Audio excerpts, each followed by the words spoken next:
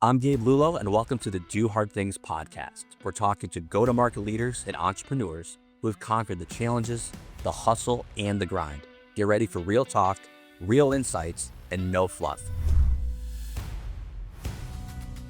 But the hardest thing in the world right now is not actually closing deals, it's actually getting somebody's attention. If you don't have that hook in that first 5 to 10 seconds, guess what? They're going to scroll to the next one. You need to go in and you need to make it sound like yourself. That's the biggest piece of the puzzle. And I promise you, we can all tell. The people that are trolls and the people that are haters never done the thing that you're doing. I love doing this podcast because I get a front row seat to some of the greatest minds in sales. Gone are the days of saying stay in your lane. When you're an executive leader and you're an enterprise-wide leader, there are no lanes. You've got to be partners. Curiosity is like when the type of questions you ask is sometimes the value that you bring. I need you to tell me when you're ready to buy or what you're ready to do. And I think it's changed so much into like adding more value. And if you're not doing that, then you're definitely going to come off as desperate. High pressure selling is like a dinosaur tactic at this point. No parent is like, oh, you should be a salesperson when you grow up, right? Everyone's like a doctor, lawyer, whatever crap. It's never salespeople. It's not your job to motivate people. It's your job to find motivated people. It's not cockiness. It's not arrogance. It's confidence knowing I know this and I know that I can help you. From where I started to where I am today is all because I learned how to sell. And there's too many people who have only been doing this for 5 freaking minutes. Sit down, close your mouth, actually go out there and get yourself beat up. Then come back and tell me if something is dead or not. That is exactly why I started this podcast, because right there, that's the epitome of doing hard things.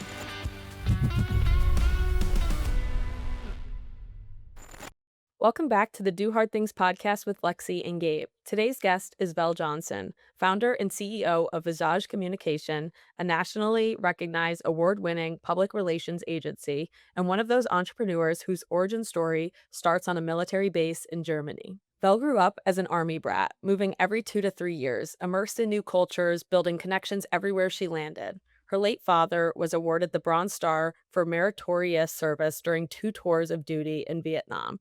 She has carried his discipline and selfless service into everything she's built. She transitioned from a career in the legislative arena, sold her home, and started Vasaj Communications in a city where she knew nobody at the start of the Great Recession. Black Enterprise magazine once called her the small business catalyst. That title has followed her to this day. In 2024, Vel led the nationally awarded Tallahassee-Leon County Bicentennial Celebration in Florida, featuring more than 200 events commemorating 2 centuries of regional history and community achievement. She also masterminded the Florida State University Civil Rights Institute Unity 5K Campus Community Initiative, growing participation from 200 to more than 300. Vel Johnson, welcome to the show. Welcome back, everyone, to the Do Hard Things podcast with Gabe and Lexi. And Vel, we're so excited you're here. We just heard your bio. What a story. We're so excited to really peel back the onion and learn more about you and what makes you tick. But before we get into my first question, how are you doing? Welcome to the show. I'm absolutely wonderful, Gabe, and thank you for this opportunity. Of course. Lexi and I are excited to roll up our sleeves and get into this. And you know, I always ask in every show the origin story because we really want to know where you started. And you grew up as an army brat, like you like to say, right? So you're moving from one military base to another, you know, every 2 or 3 years. And your family really followed new assignments, you know, and really building friendships is difficult and building new communities is difficult. But most kids find that really, you know, destabilizing. So you seem to have found something else in it. What did that childhood look like? And how did you stay moving forward when you continually move from place to place? Well, Gabe, I tell you, I've often referred to myself as a nomad when I think about my upbringing, right? Because literally, as you mentioned, every 2 to 3 years, we were transferring. It seemed that literally we would pack and move and unpack and start to get settled. And I would start to say, okay, that's time to make some friends. And then the next thing I know, Dad would come home and say, well, guess what? We're being transferred to, another base. So there really wasn't a lot of opportunity there for me to be able to just kind of kick back and relax and realize, and think that I was going to have years ahead of me to develop friendships. What it did, though, is it allowed me to be able to learn how to adapt to my surroundings quickly.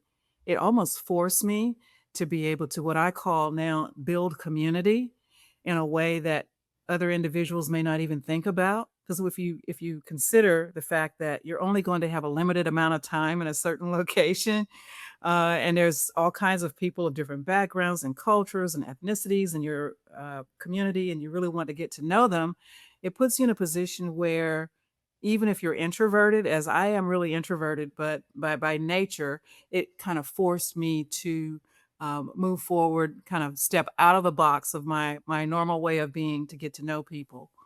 And I think that it also helped me not only personally but professionally as a PR professional. I think it's important that we focus on relationships in PR. Most people say, oh, PR is all about publicity. Yeah, to a large degree it is. But I also feel that if you don't build relationships with individuals, with organizations, with the media, then you're not going to get that publicity that you really are hoping to have. So looking back, I would not trade anything for the way I was raised, my upbringing, and I think that it's actually turned out to be a good thing. Yeah, absolutely. And your father served in the U.S. Army and was awarded the Bronze Star for service that included 2 tours of duty in Vietnam. What did growing up in that household teach you about discipline, sacrifice, and what it actually means to serve something bigger than yourself? Wow, that's a good question. Yeah, absolutely. Yeah, my dad, he was just an amazing man. I called him my Superman when I was growing up. Sergeant major in the Army. You don't find a lot of people that reach that level. Discipline was very important in the household. It wasn't something that we only talked about, it was demonstrated. The discipline and having structure. And again, as I think about it, it was something that I've been able to carry over into my professional life. Um, it's something that I think at every stage of my life and my career, I've been able to say, oh, you know what? I'm pretty glad that I was a military brat now. Where before I kind of dreaded it because I couldn't, do some of the things other people were doing. But yeah, it was really great. It was really great to be in that environment.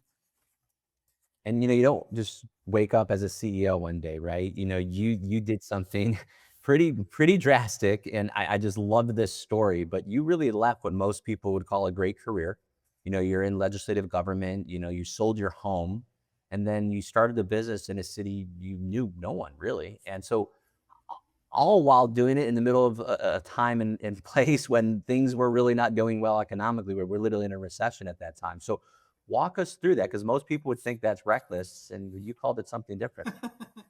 Absolutely. And I look back and I can understand if someone may have, from the outside looking in, considered it to be a reckless decision because we were on the cusp of what they call the Great Recession. I sold my house. I moved to a city where I didn't know anyone. But what was important to me at that time was to be in a position where I was closer to family.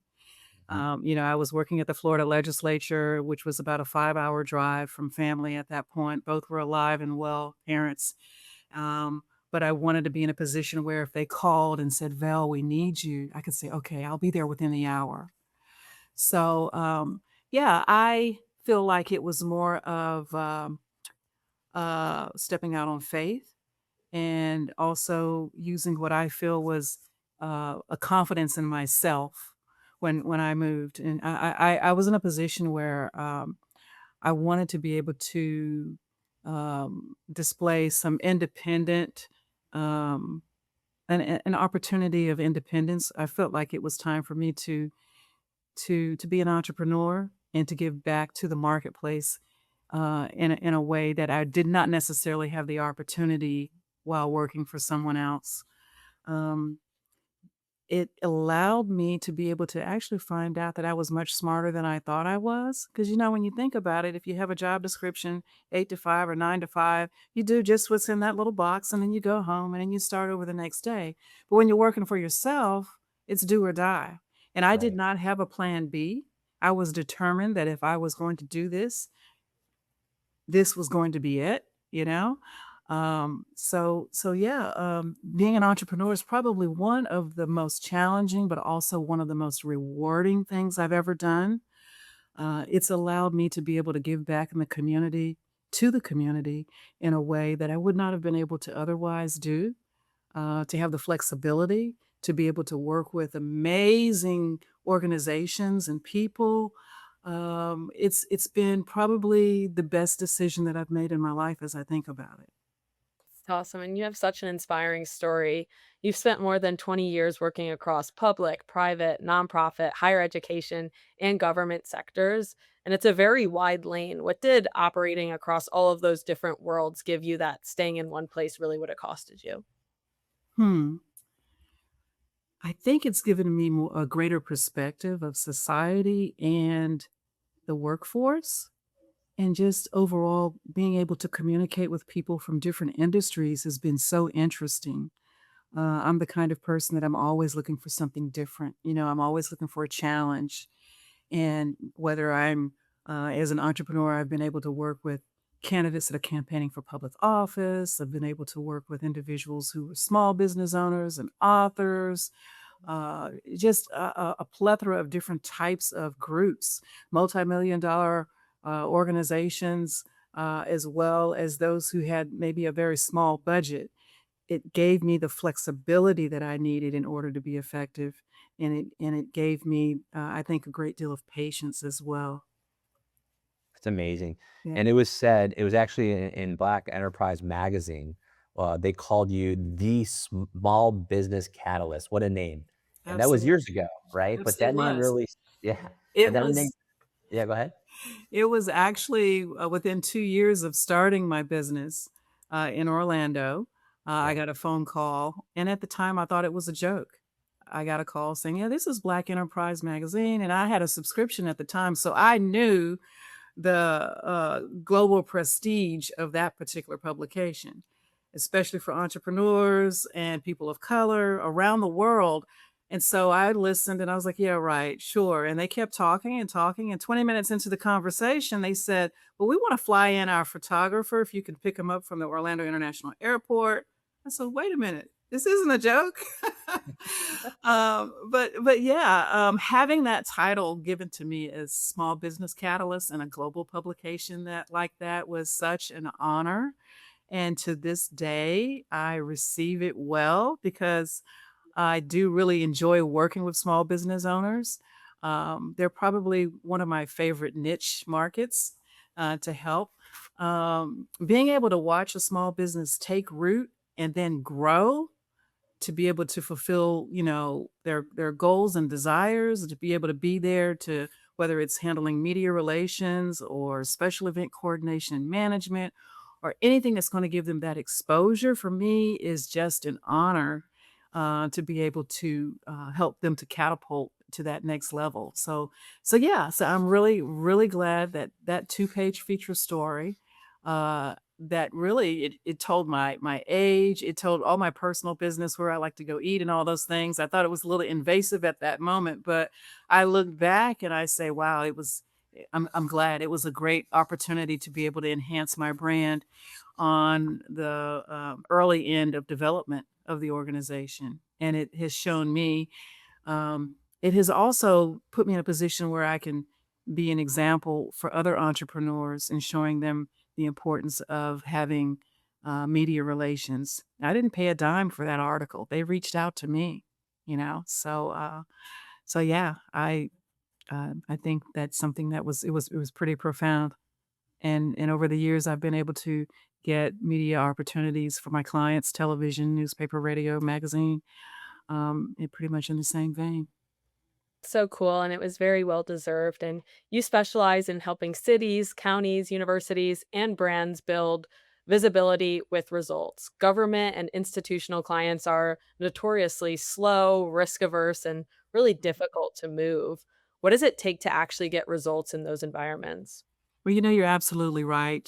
Sometimes when people are working with government institutions and organizations like that, they get impatient because their decision making process is not as quick often as it would be if you were just going to one business owner. You know, there's layers of organizations, layers of committees uh, for decisions to be made, especially if you're talking about legislative government. You've got a lot of committees. If you're trying to get bills passed, it may not pass that year. It may not pass for a couple of years, you know, so you really have to be in a position where you're a credible individual, first of all, if you're representing an organization with a piece of legislation. And then you also have to make sure you're patient. It's important to understand the process, of course, and also the priorities that are involved for that particular organization as the decisions are being made.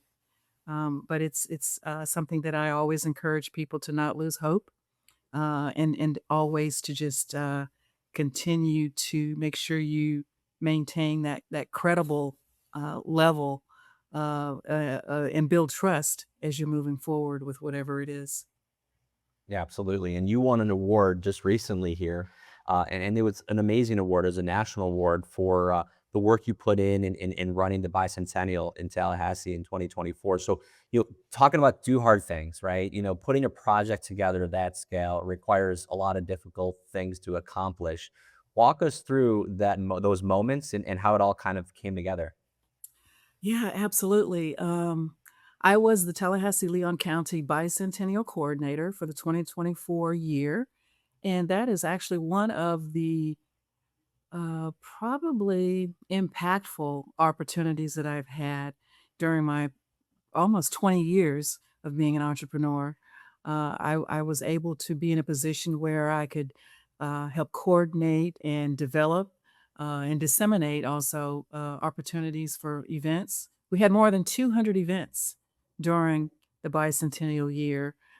We had organizations from the nonprofit, governmental, educational. We have, universities, um, lots of different organizations and people came together in a way to showcase the rich history of this particular region in a way that had never been done before. People of different backgrounds, cultures, and ethnicities came together and communicated where normally they would probably never have had or taken the opportunity to do so. We had roundtable discussions, we had concerts, we had different types of festivals and just all kinds of activities to help commemorate as well as celebrate the bicentennial. And it was great to be able to see the community come together like that. And as you mentioned a minute ago, we did receive an award from the National Association of Counties for our endeavors. So that was also something that we are very pleased about. Yes. Another impressive project that you were a part of as well was when you were the architect of the FSU Civil Rights Institute Unity 5K. And you guys had 6 months to plan, many different departments to coordinate, sponsorships, media outreach. What was your process with a project that required so many moving parts, and how did you handle it if something were to You're go? right. Yeah, there were a lot of moving parts, and from inception to implementation, I was intimately involved in every aspect of the Unity 5K initiative. Man, I learned that working with a university and coordinating a major community-wide event like that has so many different levels that you have to make sure that um, there's great communication in place. All these different organizations and levels, they have priorities, they have timelines, and you just have to make sure that everything is where it should be so that you can continue to move forward in a way that makes sense, not only for the campus, but for the community. The process was really enhanced for me because I had an internship program of 9 FSU students, Florida State University students. Most of them were from the communications department. It allowed me to be able to help mentor them so that they could learn more about media relations, hands-on, special event coordination and management, just all those things that are involved in bringing together a large group of people. We had more than 300 in a way where we could have just a great fun activity and be able to learn and educate the local community as well. And speaking of awards, after that after that event ended, I did get a call from the Leon County Board of County Commissioners requesting that I come to the courthouse to be able to receive a proclamation. Since I've been in the Tallahassee area for the last just over 3 years now, I realize that community means everything to me. So every endeavor that I've had has been directly related to helping to build community in an important way and to focus on those things that are going to bring individuals together to celebrate our community.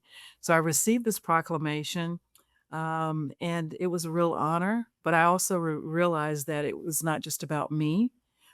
One person can't do everything, you know? It's the team. It was everyone that came together corporately to help make it happen. But it does feel good to be recognized for your work. Absolutely. Let's talk about books because we have a lot of authors in our audience. We have a lot of authors that have been on our podcast. And one thing that we typically hear is, maybe the book doesn't get as much traction as they would like, or maybe they were expecting more. And you've handled a significant amount of book promotions for authors within your agency. So can you take us through maybe some specifics? Because it's really an underestimated discipline. Like, how does it actually take to get an author's story really into that world and cut through that noise? Absolutely. And I'm so glad you brought that up, because everyone wants to write a book, and I think that's something that's in the back of everyone's mind. One day I'm going to write a book. We all think that we have all of this knowledge that's worthy of reading. And what we don't think about, though, is after we've written that book, now what? How's the word going to get out? I think a lot of people think that automatically people are just going to start to buy the book, whether you're placing it on Amazon or Barnes and Noble online or whatever. It doesn't work that way. You do have a presence on these different websites, and that's what they are. They're websites. You get a one page that describes your book and it has the picture of the front cover and maybe a description of you as the author, but people have to know you're there. So that's where I come in. I work as a publicist with authors that are trying to get greater exposure or that need greater exposure because they all do. And it could be a media relations campaign that we put together. It really depends on their overall goal and objectives. I'm currently working with a client who is a new business owner, and he's also writing a book to kind of coincide with his expertise in that particular industry. So that's a fun opportunity to be able to not only promote the business, but promote him as a thought leader and an expert in the area as he's outlining some really important aspects within the book. So yeah, I will typically, I don't have an out of the box, I'm sorry, I don't have a cookie cutter approach to what I do. So I say typically I will write a press release and then distribute strategically to different media outlets to generate interview opportunities for the authors. We've been able to get authors as far away as London.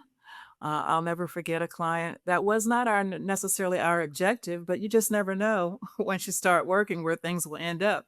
But early on in the media relations campaign with the distribution, a congregation in London found out that my author had written this book that really related directly to what they were focusing on at the time, and they invited her to come over, all expense paid. She had a phenomenal time, and she sold a lot of books, and she got a lot of exposure globally that we weren't necessarily anticipating. And it literally ended up changing the trajectory of not only her business, but her life. And it's given her a more positive outlook on, just everything related to her focus in that particular arena. But yeah, I always encourage people, if they're writing a book, don't just stop at one. When you finish that one, make sure you write another. Because that's something that when you think about it, if someone is reading your book and they really enjoy it and they get to the end, they're like, okay, well, what's next? What else did they write?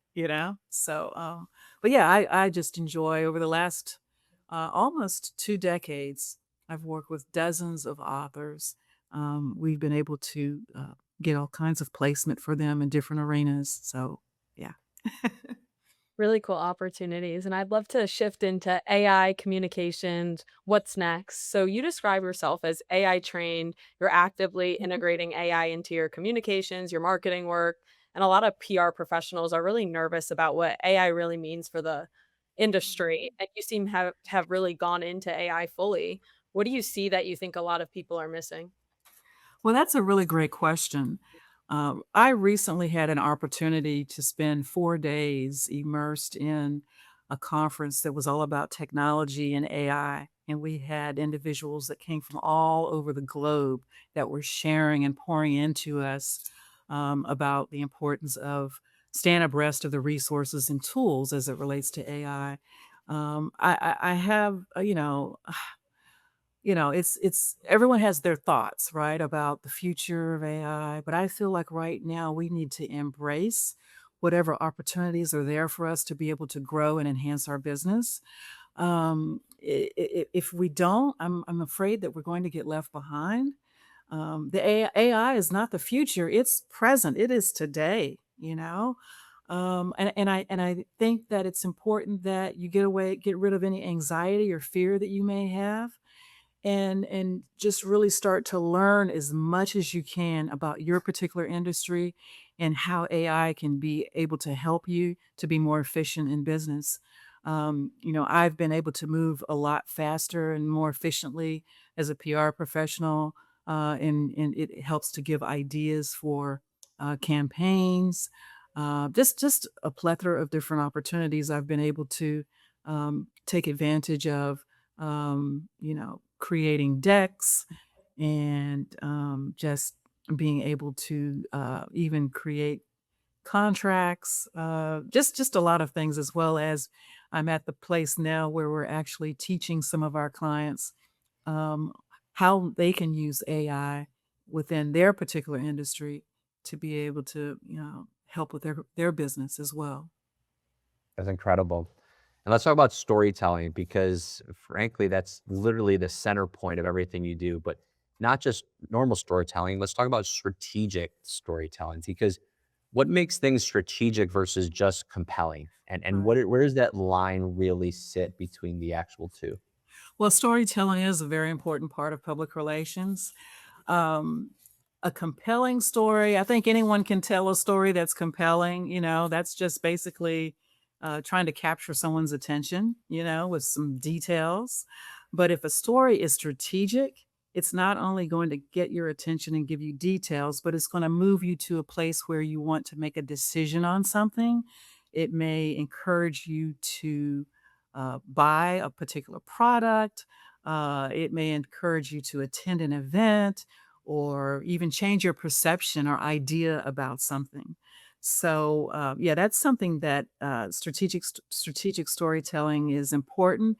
It's important that you know your target audience. If that's something that you're focusing on, know your target audience and know what you are looking for the final outcome to be for or to achieve for that particular activity.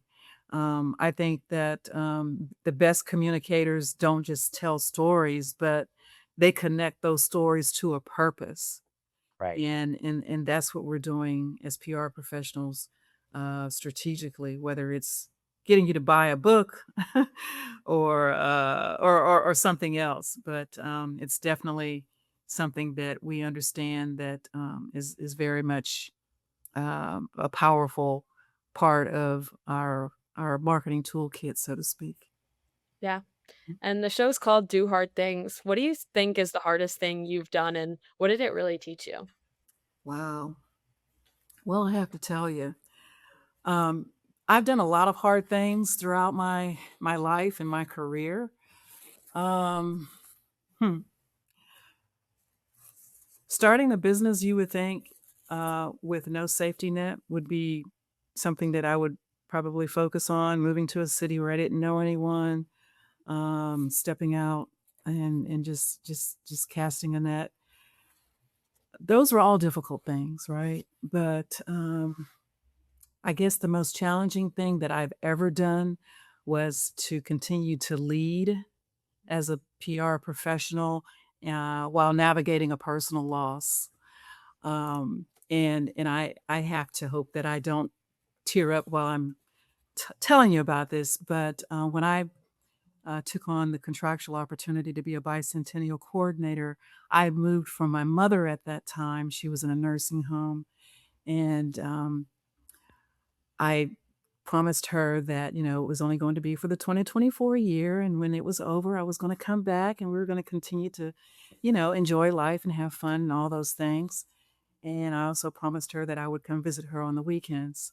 It's a 5-hour drive, but every other weekend I would drive down and sit by her bedside and spend the weekend and then return to work Monday morning. But that was important to me. My mother was my heart, literally. She was my everything. She was my why. During the 2024 year, during the height of the bicentennial, my mother passed on April 4th. And my family and we buried her on a Saturday. And I drove back to Tallahassee on a Sunday and hit the ground running with work on Monday morning. So I really didn't give myself an opportunity to grieve because duty calls. You know what I mean? I had a mission to continue. And so that was something that I continued to focus on was work. And also I started to realize that I had these pains in my body that I needed to tend to. I had put it in the back of my mind, but I had some hip issues, and I went to the doctor and he said, "Oh, you need to have a total hip replacement."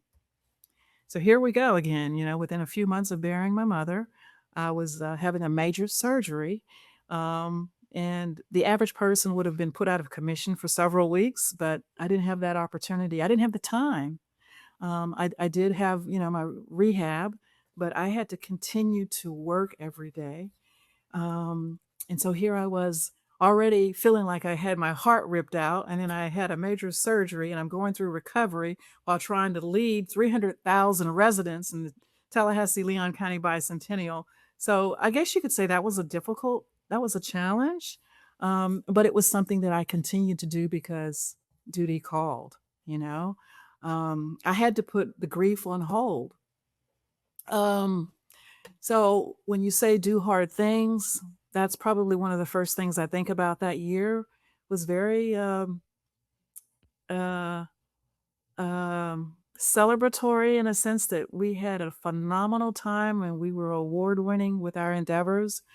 But it was not easy for me on a personal level. But you know what? All of us go through things in life, or whether it's work or family. We're all going to have situations that we have to be in a position where we make a decision whether we're going to stop and focus on that or we're going to continue on with where we started. The question that we really have to ask ourselves, though, is whether we're going to keep showing up. And that's what I decided to do. That's what I needed to do. I kept showing up, and I'm glad I did. That's what my mother would want me to do. And that's, I believe, what my father taught me when he was alive. He would speak a lot about the importance of discipline and structure. Hold your chin up, Vel. I could hear his voice saying, "Vel, when you know to do better, you do better." So yeah, that's what I did, and that was my hard thing. But I'm sure there's going to be other hard things in life. But I'm just thankful I'm in a position to be able to continue to be challenged and continue to be able to make a decision to do those hard things. Absolutely. You actually stole what I was going to say in response to when you were telling that amazing story. And again, I'm sorry to hear about your mom's passing, but I can tell you, knowing what I know about you and what you just mentioned, she would have wanted you to do exactly what you did, right? And show I up believe so. and absolutely make it happen. And I know she would have been extremely proud of you, but it probably very much is this moment in time. So I Thank you. appreciate that Yeah, story. Thank you so much for sharing. absolutely. I appreciate the last moments with us here. I mean, what an amazing journey you've been on. And like you just said, there's a lot more to come. So maybe we do another show in a few years to get an I update would on love things. to. Yes, Yes. absolutely. Awesome. So where's the best way for people to reach out to you? And who do you think in our audience would be a good fit to send you a note and connect with you? Well, the best way to reach me is my email address is vel@vasajcommunications.com. That's VEL at vasajcommunications.com. My website, of course, is vasajcommunications.com. And then you can reach me that way. And for organizations that are looking to enhance their brand, to get greater exposure, not just someone, and not an organization who's just looking for someone to be there temporarily. I like to serve as a strategic partner with my clients. An organization that wants someone to help guide them along the way to success, whether they are, it doesn't matter the industry. I started to list a few different industries, but an organization that really can appreciate having a publicist that's going to get them the exposure that they need, for marketing, communications, PR, coaching as well as it pertains to social, help provide the guidance that they deserve along the way. Those are the types of clients that I'm looking to serve. Awesome. Yeah. Well, thank you so much for the time. Everyone reach out to Vel. You have been awesome to learn about and to know more about you. It's been great. And everyone listening, please keep doing the hard things. And Lexi and I will see you on the next one. Thanks so much, Vel. Thank you.